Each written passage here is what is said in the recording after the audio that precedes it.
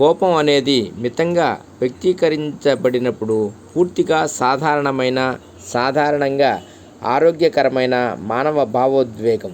అయితే అది నియంత్రణలో లేనప్పుడు అది విధ్వంసకరంగా మారుతుంది మరియు పనిలో, మీ వ్యక్తిగత సంబంధాలలో సమస్యలకు దారితీస్తుంది మరియు మీ జీవిత నాణ్యతను ప్రభావితం చేస్తుంది. కోపం నిర్వహణ యొక్క లక్ష్యం మీ భావోద్వేగ భావాలు మరియు కోపం కలిగించే శారీరక ఉద్రేకం రెండింటిని తగ్గించడం. మీ కోపం తెప్పించే విషయాలు లేదా వ్యక్తులను మీరు వదిలించుకోలేరు లేదా నివారించలేరు లేదా మీరు వాటిని మార్చలేరు, కానీ మీరు మీ ప్రతిచర్యలను నియంత్రించడం నేర్చుకోవచ్చు. ఇతరుల కంటే మీరు ఎందుకు కోపంగా ఉన్నారు?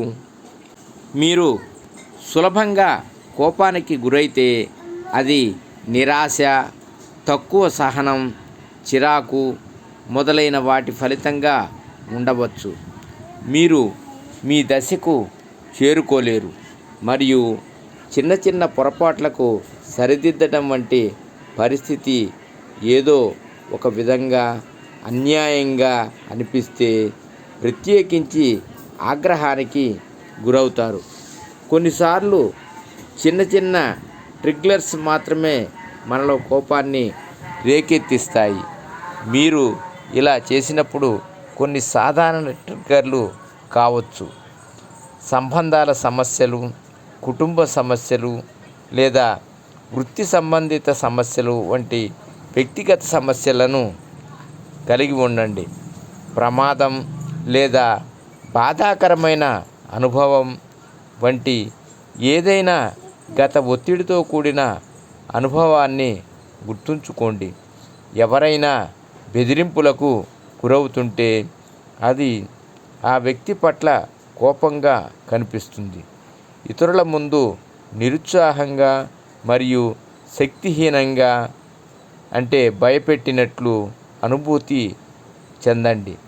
అవతలి వ్యక్తి మీ భావాలను మరియు భావోద్వేగాలను గౌరవించడం లేదని భావించండి. కోపం యొక్క కారణాలు: జన్యు లేదా శారీరక కారణాలు. వారసత్వం: కొంతమంది పిల్లలు చిరాకు, హత్తుకునే మరియు సులభంగా కోపంగా పుడతారని మరియు అది కుటుంబంలో నడుస్తుందని ఆధారాలు ఉన్నాయి. అటువంటి వ్యక్తులలో ఈ సంకేతాలు చాలా చిన్న వయస్సు నుండే ఉంటాయి.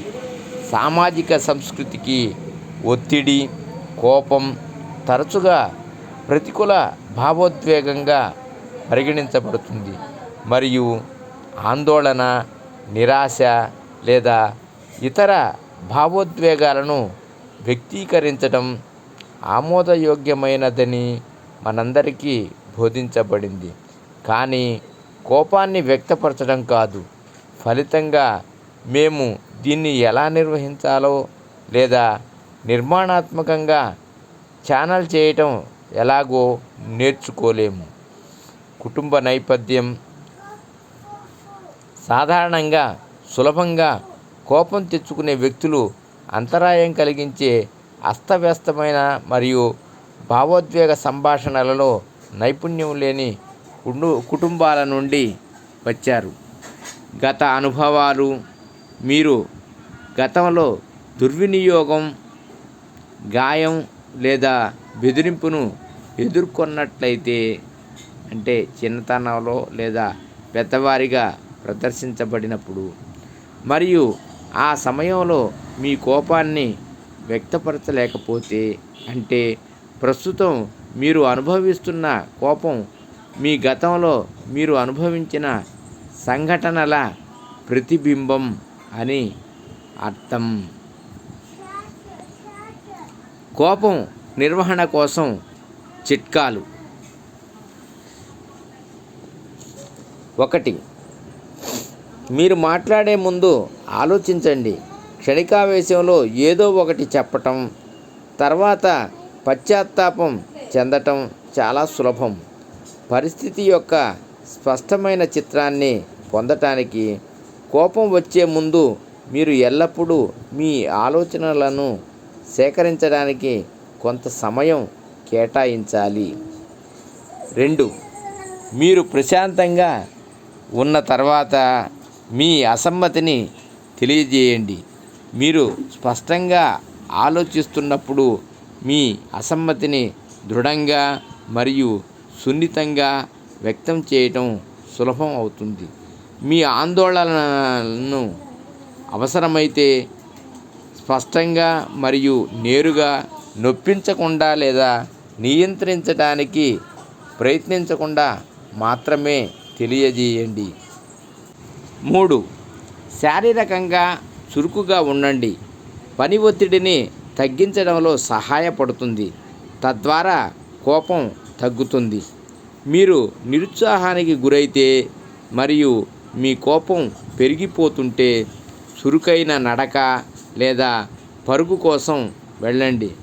మీకు ఇష్టమైన ఏదైనా శారీరక శ్రమలో పాల్గొనడం కూడా ఉపయోగకరంగా ఉంటుంది. 4. విరామం తీసుకోండి.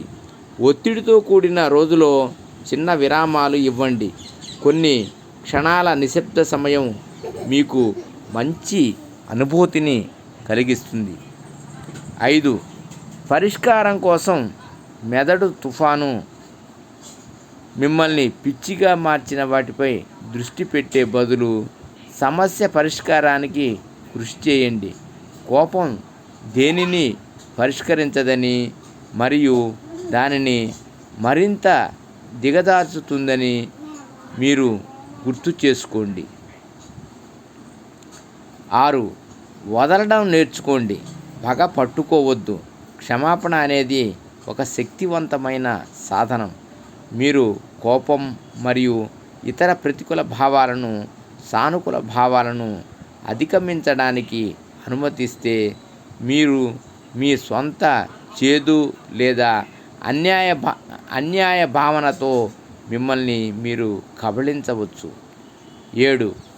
హాస్యం తేలికగా మారటం ఉద్రిక్తతను తగ్గించడంలో సహాయపడుతుంది.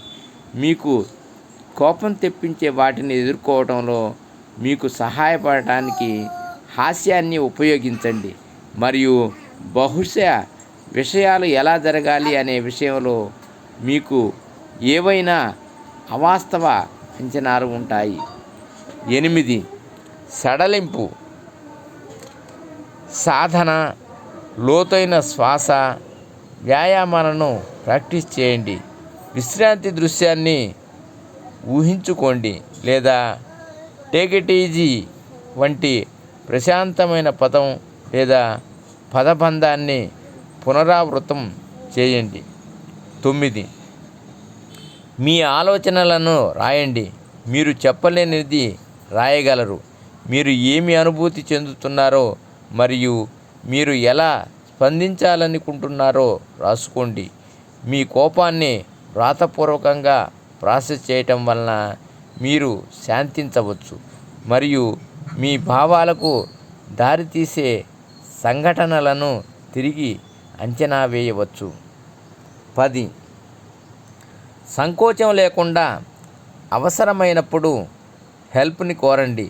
మీరు మీ భావోద్వేగాలను నిర్వహించలేకపోతున్నారని మీకు అనిపించినప్పుడు సహాయం తీసుకోండి.